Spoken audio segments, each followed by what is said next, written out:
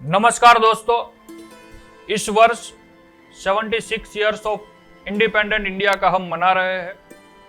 पिछले वर्ष हमने आज़ादी का अमृत महोत्सव मनाया और आज़ादी की जब बात आती है तब कुछ लोग हमारे दिमाग में आते हैं और एक साल हमारे दिमाग में आता है 1947।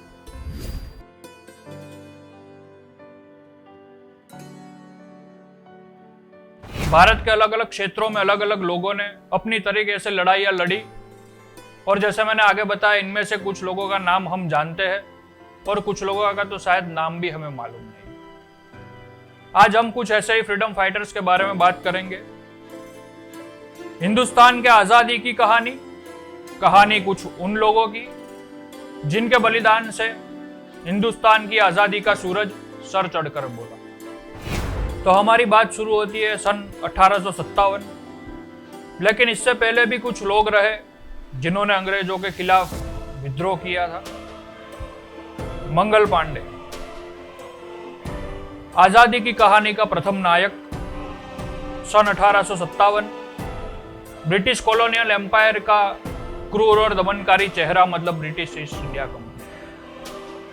इसकी फौज में उत्तर प्रदेश के बलिया में ब्राह्मण परिवार में जन्मा एक लड़का नौकरी कर रहा था।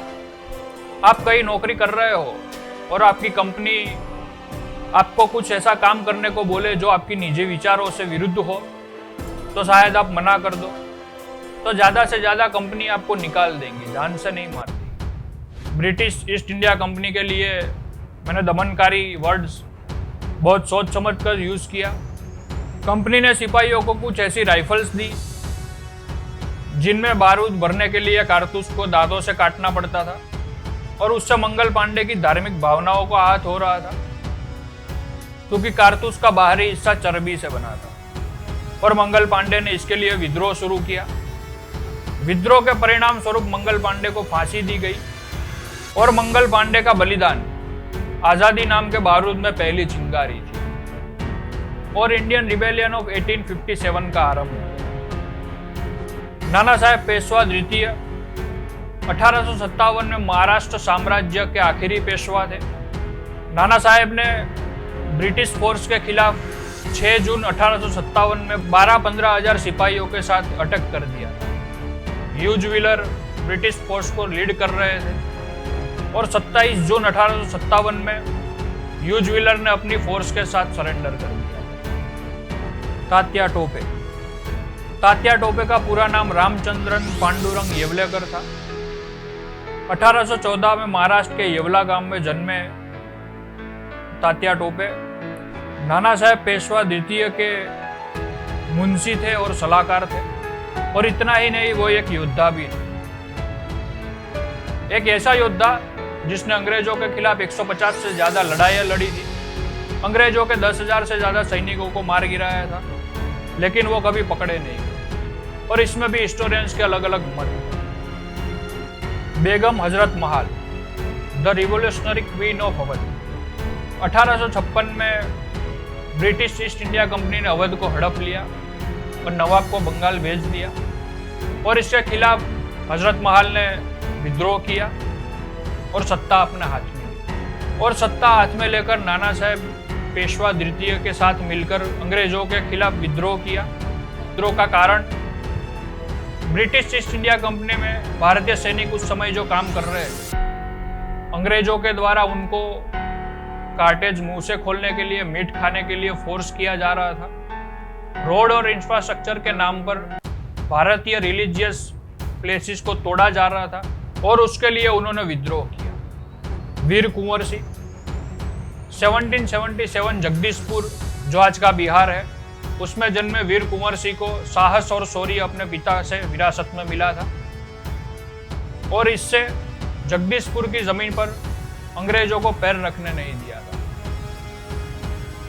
जगदीशपुर के आसपास वीर कुंवर सिंह ने जंगलों को ऐसे विकसित किया था कि अनजान आदमी उसे भेद नहीं सकता और अंग्रेजों के लिए भी ये एक बहुत बड़ा प्रश्न था। 1857 के संग्राम में वीर कुंवर सिंह ने 80 साल की आयु में अंग्रेजों के विरुद्ध युद्ध किया था और जगदीशपुर प्रांत को अंग्रेजों से मुक्त किया था। और उसके बाद 1858 में वीर कुंवर सिंह ने अपनी आखिरी सांसें ली। झांसी की रानी लक्ष्मीबाई। मात्र 18 वर्ष की आयु में अंग्रेजों की नींद हराम करने वाली लक्ष्मीबाई का पूरा नाम था मणिकर्णिका तांबे। विवाह के बाद उनका नाम लक्ष्मीबाई हो गया। रानी लक्ष्मीबाई का जन्म 1828 में हुआ था और उनकी मृत्यु मात्र 29 साल की उम्र में 1858 में हुई। 1853 में उनके पति महाराज गंगाधर राव नेवलकर की मृत्यु के बाद रानी लक्ष्मीबाई ने झांसी की कमान संभाली थी। लेकिन इससे पहले अंग्रेजी हुकूमत में ऐसा कुछ नियम था कि महाराजा की मृत्यु हो और उसका अपना बेटा कोई ना हो तो उसका पूरा साम्राज्य ब्रिटिश साम्राज्य में मिला दिया जाता था। और लक्ष्मीबाई का अपना बेटा मात्र 4 साल की आयु में उनकी मृत्यु हो गई थी, तो इसके लिए उनका अपना कोई बेटा नहीं था। और इसके लिए लक्ष्मीबाई ने लंदन में केस भी किया था, लेकिन उनके केस को खारिज कर दिया गया। और इसके लिए लक्ष्मीबाई ने विद्रोह शुरू किया और लड़ती रही। और 1858 में ग्वालियर में अंग्रेजों के खिलाफ एक युद्ध में उनकी मृत्यु हो गई। और उसके बाद अंग्रेजों ने इस विद्रोह को निर्ममता से कुचल दिया। और फिर एक बार 1891 में एंग्लो मणिपुर वॉर हुआ। मेजर पावना Brijwasi, the real hero of Anglo Manipur war. 1891 में अंग्रेजों और मणिपुर के बीच एक बहुत बड़ा संग्राम हुआ और इस संग्राम में मेजर पावना ब्रिजवासी और उनके कुछ साथी थे और मेजर पावना ब्रिजवासी ने यह जंग जीत भी ली। लेकिन मेजर पावना ब्रिजवासी और उनके साथियों के साथ कोई मॉडर्न हथियार नहीं था। इसकी वजह से अंग्रेजों ने एक एक करके उनके साथियों को खत्म कर दिया और मेजर पावना ब्रिजवासी को अपनी फौज में भर्ती करने को कहा। लेकिन मेजर पावना ब्रिजवासी ने अंग्रेजों के साथ मिलने की जगह मौत को गले लगाया अपने वतन के लिए। बिरसा मुंडा। मात्र 25 साल की आयु में अपने वतन के लिए शहादत देने वाले बिरसा मुंडा का जन्म 15 नवंबर 1975 में हुआ था। भगत सिंह और चंद्रशेखर की शहादत के करीब 30 साल पहले ही बिरसा मुंडा ने अंग्रेजों के खिलाफ छोटा नागपुर में मोर्चा खोल दिया था।